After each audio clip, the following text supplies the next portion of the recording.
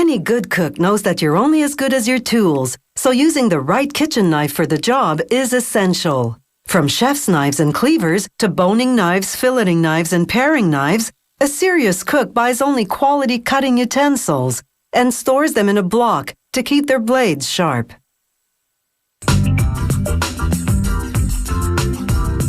Today's blades are truly a cut above the stone tools that cavemen used. Knife making is now a science, producing tools that really give you that edge in the kitchen. First, they roll out steel by the sheet from a big coil. Then, this machine called a press cuts out the blades with a punch. And it really does pack a punch. It brings 110 tons of pressure to bear in order to make these steel cutouts. Next, things get really hot. They roll baskets full of the blade cutouts into a high-temperature furnace. The blades bake at 843 degrees Celsius for 2 hours. This hardens the steel.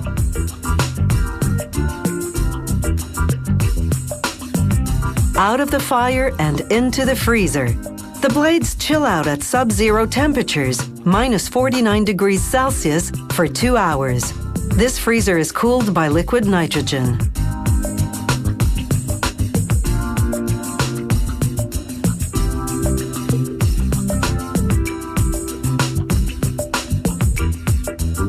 Now we have what they call cold hard steel.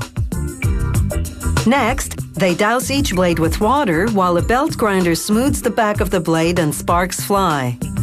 Continuous water keeps the steel cool and hard while a sander smooths the back of the blade.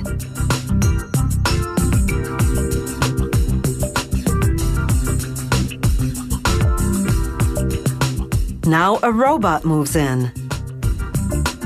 This robotic arm has vacuum grippers like an octopus. It picks up a blade by suctioning. Then it transports it to a grinding machine. The machine grinds the blade to give it that cutting edge.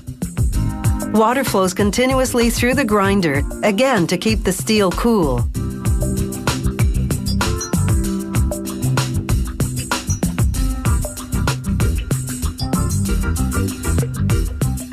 The robot keeps everything moving, putting a paring blade through the grinder every 12 seconds.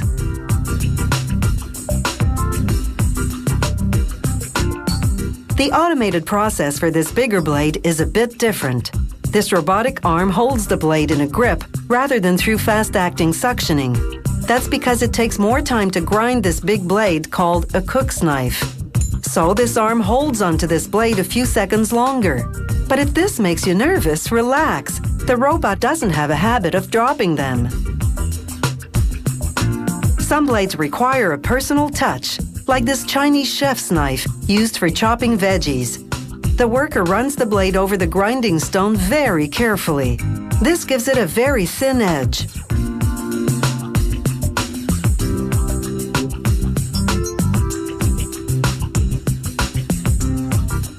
Then a laser burns the brand name onto the side of the blade.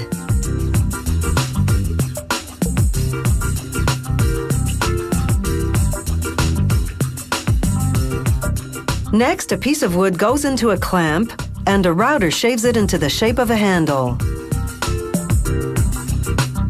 The end of the blade now fits neatly into the handle. A worker clamps the knife onto a riveting machine. Those things that look like bullets on an ammunition belt are actually the rivets.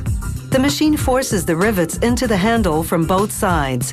The rivets lock together inside the handle so they can never be taken apart.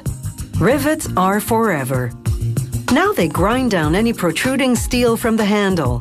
This makes the wood flush with the steel from the blade. The piece of metal that extends into the handle is called the tang. It gives the knife weight and balance. Finally, they hone the knife between two stone grinding wheels. With this kind of an edge, these knives will slice paper. But these knives will do their best work on the cutting board, where they'll make the cook's life easier and meals tastier, no matter how you slice it.